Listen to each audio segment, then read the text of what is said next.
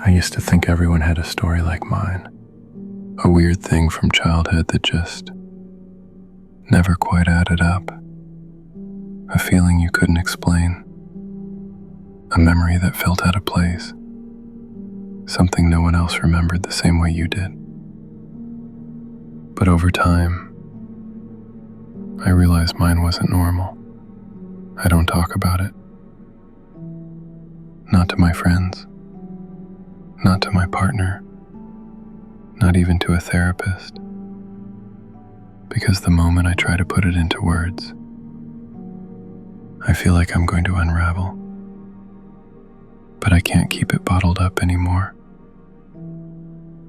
So here it is. This is the story of my pen pal, and why I haven't slept in 2 nights, and why I just bought a plane ticket to a town I swore I'd never return to.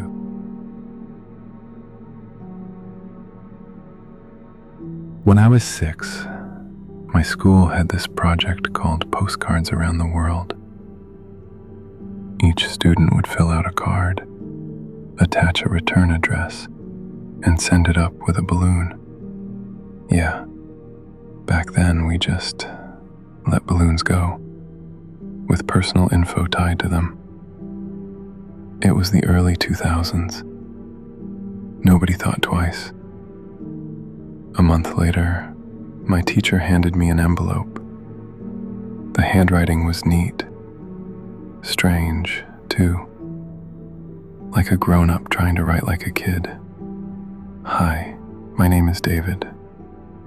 I found your balloon in the woods. I thought it was really cool. I'm 10 and I live in another state. Want to be pen pals? There was a tiny drawing of a dog at the bottom. I remember thinking it was the coolest thing that had ever happened to me. I wrote back immediately. Told him about my hamster, my favorite cartoons, my annoying older cousin. He always responded fast. Like, weirdly fast. Sometimes the next day.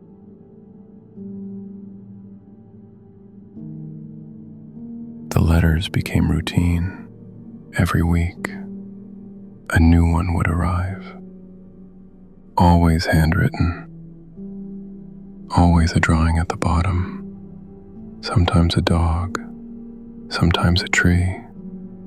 Once a smiling face with way too many teeth.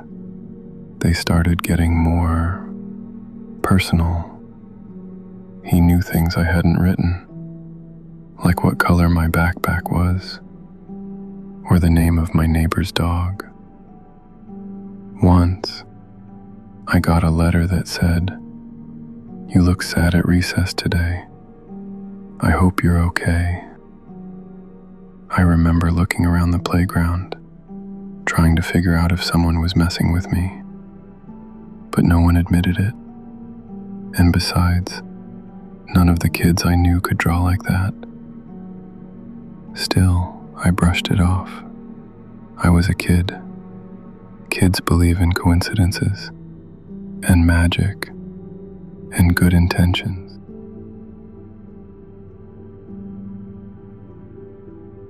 One day, a letter came, with no message, just a Polaroid. It showed the back of my house. At night, through the trees, you could see my bedroom window lit up on the 2nd floor, my silhouette sitting at the desk. I dropped it and screamed for my mom. She called the police. They took the photo, asked a bunch of questions, and said it was probably a prank. The letter stopped after that, or at least, that's what my mom told me.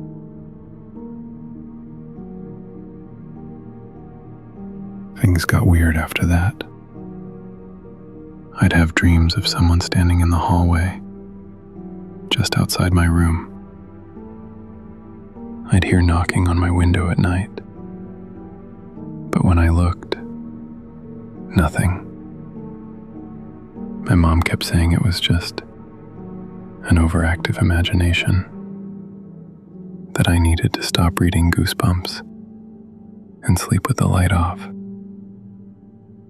Then one day, I found a shoebox in the attic. I was 16 by then, home alone, cleaning out old junk. The box was taped shut, and it had my name on it. Inside were the letters, dozens of them, more than I remembered ever writing, more than I ever got.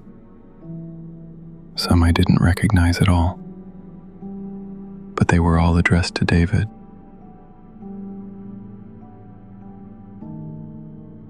I kept having the same dream. It always started with the same sound. Paper rustling. I was walking through a hallway made entirely of letters. Thousands of envelopes, all addressed to me. All sealed, all whispering. The farther I walked, the more the letters peeled open on their own. And everyone said the same thing. Right back. I'd wake up, gasping, heart pounding like I'd run a marathon.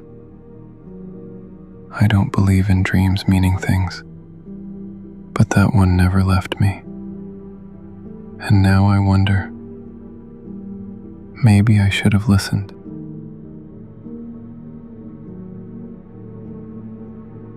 I confronted my mom. She froze, asking where I found them. Then, carefully, like walking on broken glass, she told me the truth. The police had come back, a few days after the Polaroid incident. They found something, but they wouldn't tell her what. They warned her to keep an eye on me, said it was likely the person was a drifter and had moved on. She was scared. So she told me the letters stopped, but she'd kept them, just in case. She thought it was over, until a week later, she caught someone trying to open the back door.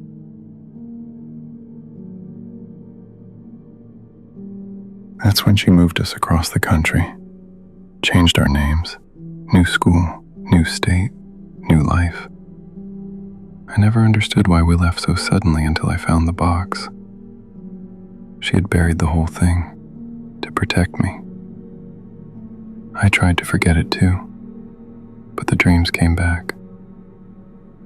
And then last week I got a letter, no return address, same handwriting, same little dog drawing. Inside was a single sentence. Do you still sleep with the window unlocked?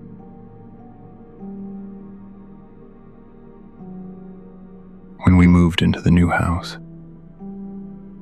everything was supposed to be fresh. New state, new school, clean slate. But the first night in that new bedroom, I noticed something. There were scratches on the inside of the window frame. Deep ones, parallel. Like someone or something had tried to open it from the outside. My mom said it was just weather damage, that the previous owners had cats. But I measured the distance between the marks. They weren't made by claws. They were made by fingers.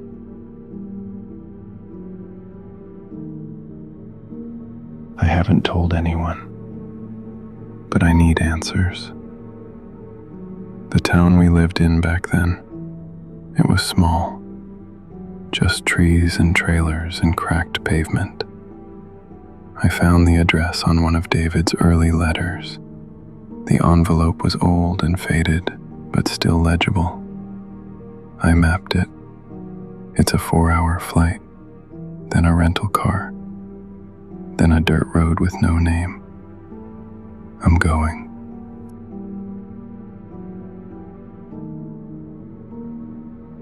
There was a second letter. I didn't mention it before. It came 2 days after the first.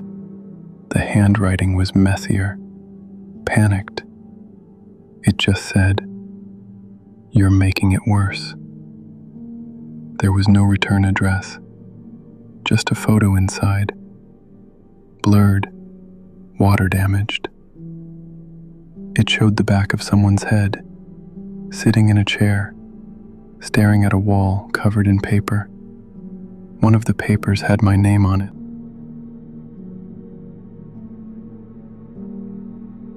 It's smaller than I remember. Rotting wood, siding peeling off like dead skin. The windows are boarded. The mailbox is rusted shut. But it's still there. David's house. I wait until dusk before I go inside. The door is already open.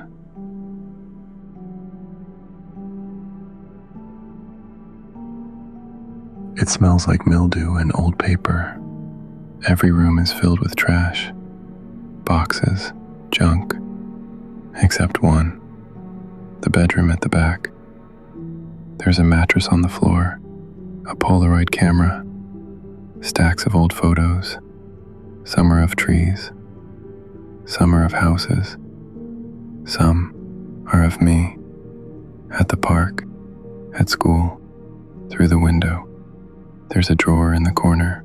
Inside is a single balloon, deflated, tied to a postcard. It's mine. The ink is faded, but I can still make out my handwriting.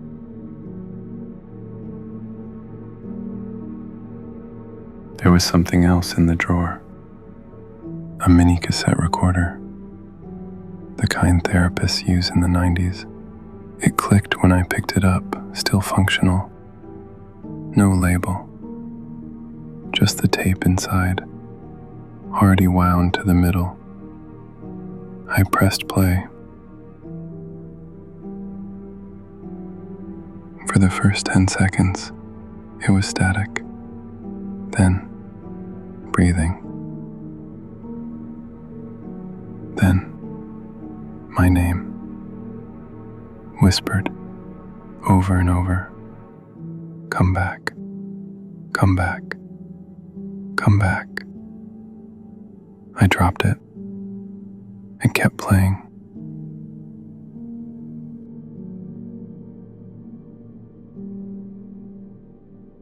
I hear something shift. A creak. Behind me. I turn. And there it is. A crawlspace. Hidden behind a sliding panel in the closet. There's a ladder leading down. And the smell. God, the smell. But I go down. Because I have to know.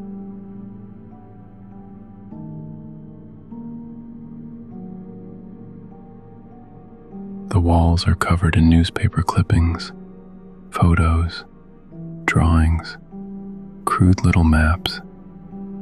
In the center is a timeline. My timeline. Every school I went to, every house I lived in, even the hospital I was born in. And at the bottom, a sentence scrawled in red marker. You were never supposed to stop writing.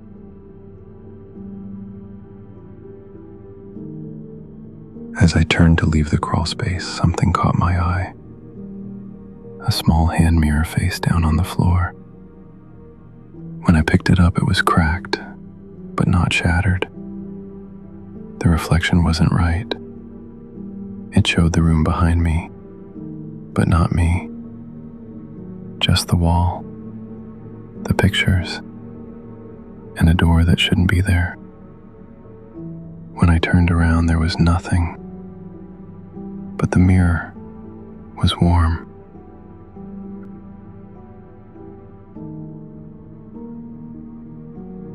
I ran, got in my car, Drove until the GPS lost signal. Slept in a Walmart parking lot 3 states away. I haven't told anyone. Not really. But I can't sleep. I keep thinking about that last letter. The one that brought me back. It wasn't just a question. It was a warning. Because when I got home, I checked the window, and the lock was broken.